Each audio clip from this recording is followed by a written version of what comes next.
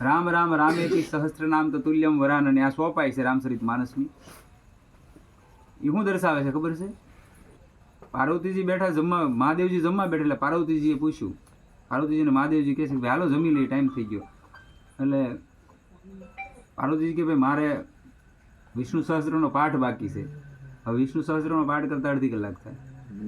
મહાદેવ કે તો વાર લાગશે. કે હું તમને એક સરળ બતાવું તો કે હું કે જ્યાં તમે 1000 નામ લ્યો છો એની બરાબરીમાં એક રામ નામ કાફી છે.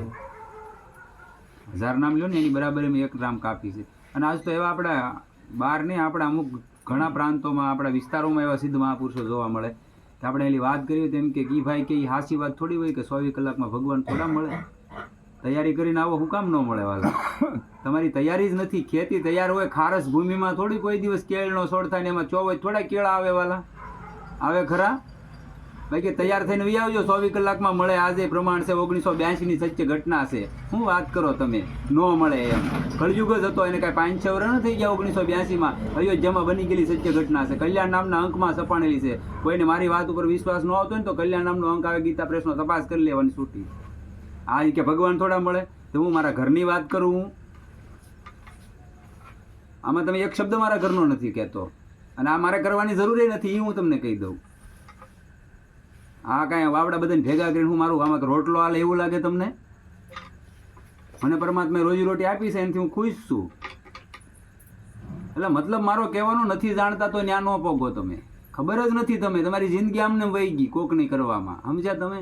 એટલે ન્યા સુધી ન પોગો તમે. ત્યાં સુધી તપાસ જ નથી કર્યું, પુસ્તક વાંચી લીધા શું થઈ ગયું?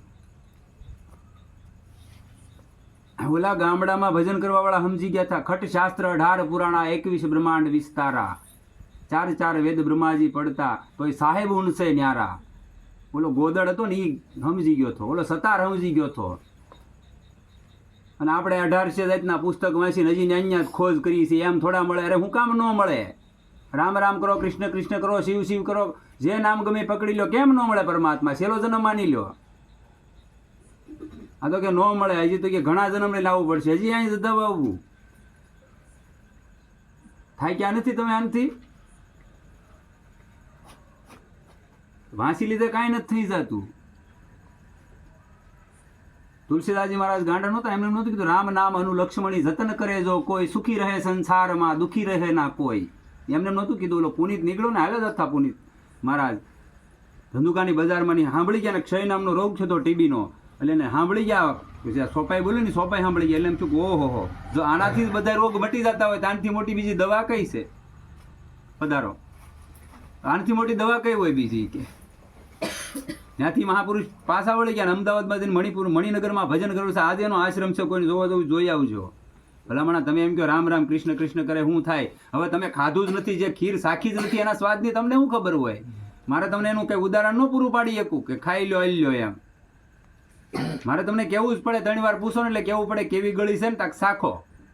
બાકી ગળાનું વર્ણન ન થાય એમ. જ્યાં કોઈ પણ ને અનુભવ કર્યો હોય ને કોઈ માણસ એને મુખેથી કહી ન શકે, અને એનું મારે કંઈ તમને પ્રમાણ ન દેવાનું હોય. એ મારો પોતાનો વિષય છે. જાણતા નથી, કોઈ સંપ્રદાયને નથી જાણતા, તમે મૂળ સુધી પહોંચ્યા નથી. આજ કેવા વાળા કરી નાખ્યા સંપ્રદાયમાં, એટલે ગયું કે આજ એવા કરી નાખ્યા કે ભાઈ તમે આ સંપ્રદાયમાં જાઓ. મેં ઘણી સંપ્રદાયના પુસ્તક વાંચેલા, મારે આગળ છે પ્રમાણ સાથે હો, પાછું ખોટી તીર નથી હવામાં. એમાં એવું લખેલું છે, નથી કહેતા એ કે થઈ ગયા હતા. હા, એ કે નથી કહેતા સંસ્કૃતિ માટે શહીદ થઈ ગયા. હવે સંસ્કૃતિ કઈ સંસ્કૃતિ કયો? કઈ સંસ્કૃતિ ભાઈ? તમને ખબર છે સંસ્કૃતિ કઈ? કઠોપ ઉપનિષદમાં ચોખ્ખું શંકરાચાર્ય ભગવાને કીધું છે, નથી કહેતા યમરાજનો સંવાદ આવે છે ને બ્રહ્મજ્ઞાન માટે મહાપુરુષને ગયો હતો યમલોકમાં, અને યમરાજને દરવાજો બજીને યમરાજને 3 વર્ષ દેવા પડ્યા હતા. એની માટે આ સંપ્રદાય વાળા એ નથી કહેતા. તમને ખાલી એટલું કહી છે કે નથી કહેતા સંસ્કૃતિ માટે શહીદ થઈ ગયો, પૂરું થઈ ગયું. આ વાળો છે એટલે કહો, ઘેટા બકરાના વાડામાં ક્યારેય ફસાતા નહીં. અને આ સત્ય સનાતન છે. અહીં તમે આવો ન આવો મારી કોઈ મરજી, તમારી મરજીની વાત છે. બાકી આ શબ્દ કાનમાં પડી ગયો ને તો ગ્રહણ કરી લીધો, તરી ગયા એમાં બીજી મત ન હોય ભલા માણસ. આ કે મારા શબ્દો નથી, હું નથી બોલતો. આ તો ખાલી એક ખોખું છે, સાઉન્ડ આમાં છે, બાકી બોલે કોઈ ઓર છે. એટલે મારે બોલવું નહોતું, પણ આવા સરસાવું કરતા હોય ખોટા હાવ, એટલે કેવું પડે કે મળે છે, તમે ખોટા વેમમાં ન રહેતા. નથી મળતા ને એવી વેમમાં ન રહેતા. મળી જાય આજે તે પરમાત્મા 24 કલાકમાં, અને મળેલા હોય તો જ કહેતા હોય. અને ન મળતા હોય ને તો હાલે નહીં. તમને કોઈને અહીંયા ક્યારેય આમ ફોર્સ કરીને કોઈ એમ ગામમાં લાવ્યું ભાઈ, અને તમે અમારી બધા સમજદાર વર્ગ છે, કોઈ અહીંયા આવે ખરા એમ? જો કાંઈ ન હોય, અહીંનો કાંઈ પ્રભાવ ન હોય તો આમાંથી કોઈ થોડા અહીં ઉજાગરો કરવા આવે 10 વાગ્યા સુધી? બધાને કામ છે. ઘણી માતાઓ બહેનો એવા છે, પોતાના વાસણ એમને મધુરા મૂકીને વ્યાવી કે ભાઈ આવીને પછી ઉટકશું. જોવો તો ખરા, જો આનો કાંઈ પ્રભાવ ન હોય તો અહીંયા કોઈ આવે નહીં. અને આપણે અહીંયા 70 80 પહોંચ્યા તો મંજીરા વગાડીએ કે ન મળે. એટલે ભાઈ રામ રામ કરો, ન મળે તેથી કહેજો મને, પકડી લ્યો જ્યાં નામ મળ્યું ત્યાંથી.